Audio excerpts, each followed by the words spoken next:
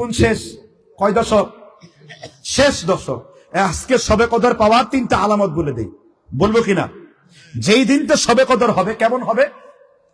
লা শুআআ লাহা, ওই দিনের সূর্যের কোনো তেজ থাকবে না, সূর্য আলোদীপ্ত থাকবে, আলোটা হবে মিটমিটি। সুবহানাল্লাহ বলেন।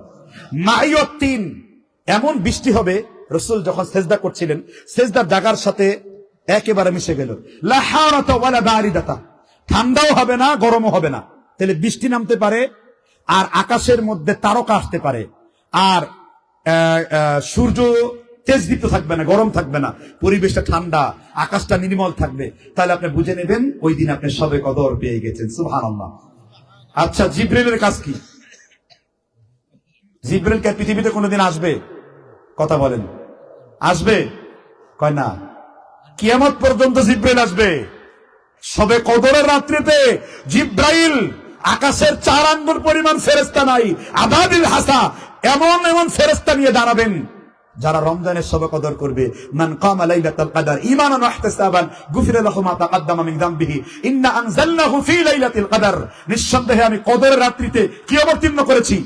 কোরআন অবতীর্ণ করেছি। আসেন এই রমজান মাসটাকে আমরা কোরআন তেলাওয়াত, কোরআন অর্থসহ তরজমা, কোরআনকে তাসহিহ করে কিরাত গুলাকে যেন শুদ্ধ করে পড়তে পারি, আমাদের জীবনটা যেন কোরআনময় হয়। আমরা অনেকের কাছে সাফায়াতের জন্য যাই, সুপারিশের জন্য যাই, অমুক পীরের কাছে যাই, লাল পীর, কালা পীর, ধলা পীর, হাজরতুল্লাহ, মুশকিলে খোদা, ফানা মিল্লাহ, বকায়ে বিল্লাহ, মুজাদ্দিদ জামান, কুতুব জামান, শাহ সুফি, মাহবুবে খোদা, পীরে খোদা, হক